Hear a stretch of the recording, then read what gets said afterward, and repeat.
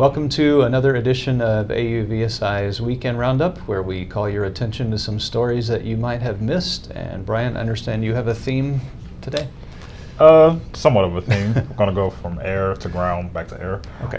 So first, Intel and the NFL over the weekend teamed up to create the first live drone light show during a Super Bowl halftime. With their performance, Intel broke its own world record for U.S. flown indoors. So previously the world record was 110 drones. This time it's 150 drones, so that's really interesting. Yeah, and they had flown at the Super Bowl a couple of years ago, but that was recorded separately beforehand. So this time it was actually happening. Yep.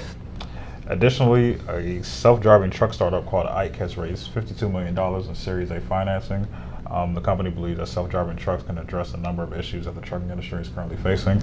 And finally, an Australian company called Bee Innovative wants to use this technology combined with UAS to track bees, their movement, and their pollination patterns. And the company hopes to start testing the technology in North Dakota starting this summer. So very interesting news. Using drones to track drones. Yep. All right, I do have sort of a theme. Mine is all underwater. A company called General Atomics, you may have heard of them, but their electromagnetic systems company is building batteries for the Navy's large diameter unmanned underwater vehicle, LDUUV, more snappily named the Snakehead.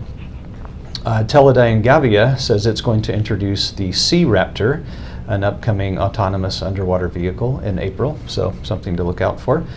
And the company L3 ASV has delivered a long-endurance unmanned surface vehicle to the Royal Navy to explore uses of autonomy for like mine countermeasures and hydrographic capabilities and other things like that. So they'll be using that system.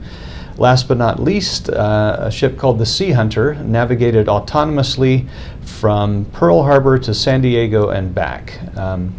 That was developed under a system intended, or a program intended to create an autonomous ship that would track foreign submarines. So those things take up a lot of time, a lot of manpower, so they're trying to use this ship to do that, and it could also be used for anti-mine systems. So anyway, it made its way safely there and back.